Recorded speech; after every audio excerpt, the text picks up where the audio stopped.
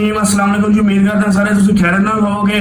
गुज़श्ता चंद रोज पहला एक बड़ी हवा सी कि पंजाब हुकूमत जी किसानों वास्ते एक पैकेज का ऐलान करेगी कि असी अज उस बारे जानने कि की ऐलान किया है पंजाब हुकूमत ने उस पैकेज के बारे की वो पैकेज सी किसानों वास्ते क्या वो पैकेज फायदेमंद है किसानों वास्ते या महज एक सियासी 1500 अरब का एक पैकेज दिता गया है कि जो काश्तकार ने उन्होंने किसान कार्ड के जरिए डायरैक्ट फाइनेंशियल सपोर्ट दी जाएगी और जो एक सूबे से दूसरे सूबे से जी पाबंदी होंगी सी जिले तो दूसरे जिले की पाबंदी होंगी सी उन्होंने खत्म किया जाएगा और जो इस साल जो काश्तकार ने उन्होंने गन्ना के जो टैक्स लगाया जाता है वो भी एक फ्री कर दिया जाएगा यानी कि ड्यूटियां खत्म कर दी जाएगी। सुनने एक अच्छा नजर आ रहा है लेकिन जो एक आम किसान है उन्होंने कोई ये फायदा होता नजर नहीं आ रहा है। ਉਹਦੀ ਵਜ੍ਹਾ ਇਹ ਹੈ ਕਿ ਜਦੋਂ ਫਸਲ ਪੱਕ ਕੇ ਤਿਆਰ ਹੋ ਚੁੱਕੀ ਹੈ ਆਪਣਾ ਕਿਸਾਨ ਉਹਨੂੰ ਕੀਮਤ ਉਹਦੀ ਦੇਣ ਦੀ ਬਜਾਏ ਉਹਦੀ ਫਸਲ ਦੀ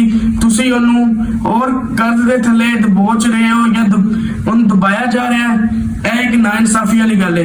ਇੱਥੇ ਹਕੂਮਤ ਨੂੰ ਚਾਹੀਦਾ ਸੀ ਇੱਕ ਉਹਦਾ ਇੱਕ ਅੱਛਾ ਟਰਨਿੰਗ ਪੁਆਇੰਟ ਵੀ ਸੀ। ਮੈਂ ਸਮਝਦਾ ਵਾਂ ਕਿ ਉਹਨੂੰ ਚਾਹੀਦਾ ਸੀ ਅੱਗੋਂ ਅਗਲੀ ਫਸਲ ਵਾਸਤੇ ਉਹਨੂੰ ਚਾਹੀਦਾ ਸੀ ਕਿ ਜਿਹੜੀਆਂ ਨੇ अपना ਇਹਦੀ ਵੀ ਕੀਮਤ ਮੁਕਰਰ ਕਰਦੀ ਅਗਲੀ ਫਸਲ ਵਾਸਤੇ ਖਾਦਾਂ ਜਿਹੜੀਆਂ ਕੀਮਤਾਂ ਨੇ ਉਹਨਾਂ ਨੂੰ ਵੀ ਇੰਤਹਾ ਦੀ ਥੱਲੇ ਲੈਣ ਦੀ ਔਰ ਉਸ ਤੋਂ ਇਲਾਵਾ ਜਿਹੜੇ ਬਿਜਲੀ ਦੇ ਬਿੱਲ ਨੇ ਜਾਂ ਉਹ ਵੀ ਕਿਸਾਨਾਂ ਵਾਸਤੇ ਉਹ ਵੀ ਫ੍ਰੀ ਕਰ ਦਿੱਤੇ ਜਾਂਦੇ ਜਾਂ ਥੋੜੀ ਉਹਦੇ ਚ ਉਹਨਾਂ ਨੂੰ ਰਾਇਤ ਦਿੱਤੀ ਜਾਂਦੀ।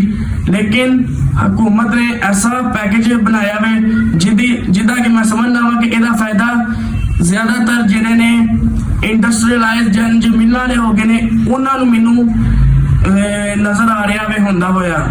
ਤੁਹਾਡੀ ਇਹਦੇ ਬਾਰੇ ਚ ਕੀ ਰਾਏ ਵੇ? ਆਪਣੀ ਰਾਏ ਕਮੈਂਟਸ ਵਿੱਚ ਜ਼ਰੂਰ ਦੱਸਿਆ ਜੇ।